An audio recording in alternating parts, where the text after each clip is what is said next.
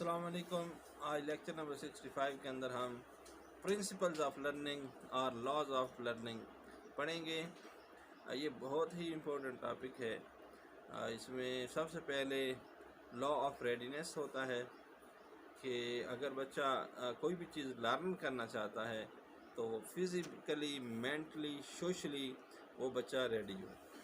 अगर वो बच्चा रेडी होगा तो वो बड़ी आसानी के साथ और बड़ी तेज़ी के साथ किसी भी चीज़ को सीख सकता है। अगर वो फिज़िकली, मेंटली या सोशली ठीक नहीं होगा तो बच्चे कोई लर्निंग ठीक नहीं होगी।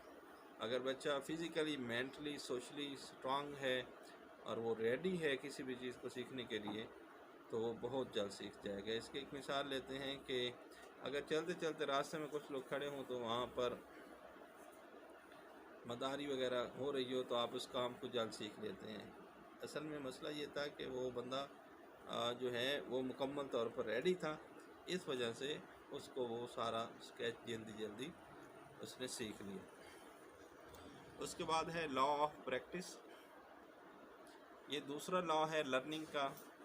इसमें यह है कि जो काम हम करते रहते हैं वो यानी कि कोई भी काम अगर हम बार बार करते रहें तो वो उसमें हमारी गलतियां कम होती हैं और वहाँ पर लर्निंग ज़्यादा होती है। और अगर किसी काम को हम छोड़ दें तो वो उसमें गलतियां ज़्यादा होती हैं। जैसे कि अगर टाइपिंग है कि अगर हम टाइपिंग करते रहें तो ऐसा ऐसा गलतियां ख़त्म होती जाएगी, यानी ट्रायल एंड एरर थ्योरी के मुताबिक। और अगर वो काम छोड़ दें, साल के बाद 2 साल के बाद फिर शुरू करें तो फिर गलतियां ज़्यादा हो जाती हैं। जैसे जैसे फिर हम उसको बार बार रिपीट करते हैं तो फिर गलतियां ख़त्म होना शुरू हो जाती हैं। उसके बाद है लॉ ऑफ इफ़ेक्ट, यानी कोई भी जो काम हम करते हैं उसका हम पर क्या असर होता है, अच्छा असर होता है या बुरा असर होता है। अगर अच्छा असर होता है तो वो रीइंफोर्समेंट में आएगा और अगर अच्छा असर नहीं होता तो वो पुनिशमेंट में आएगा।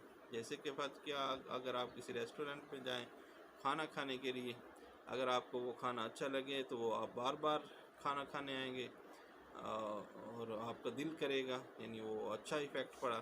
और अगर एक डिश आपको अच्छी नहीं लगी तो आप वो खाना दोबारा नहीं खाएंगे, वो छोड़ जाएंगे।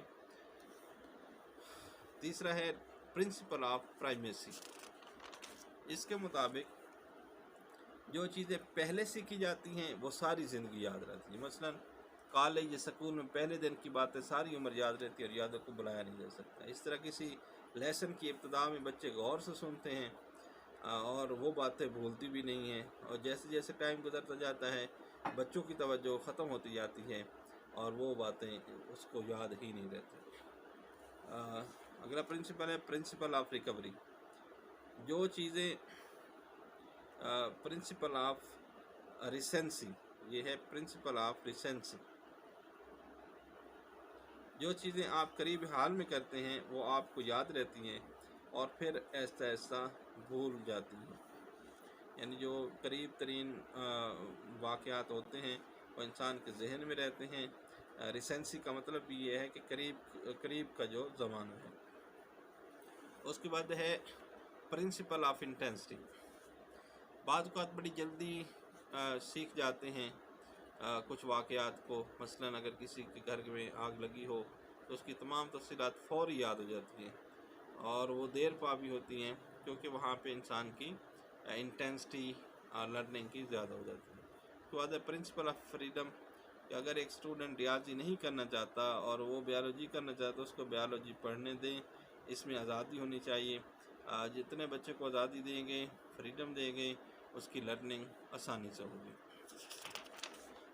उम्मीद है आज के लेक्चर की आपको समझ आ गई होगी। मज़ीद एजुकेशन और साइकोलॉजी की वीडियोस देखने के लिए हमारे चैनल को सब्सक्राइब कीजिए, अपने दोस्तों के साथ वीडियोस को शेयर कीजिए। अगले वीडियो में नए टॉपिक के साथ हाज़िर होंगे। अल्लाह हाफ़िज़।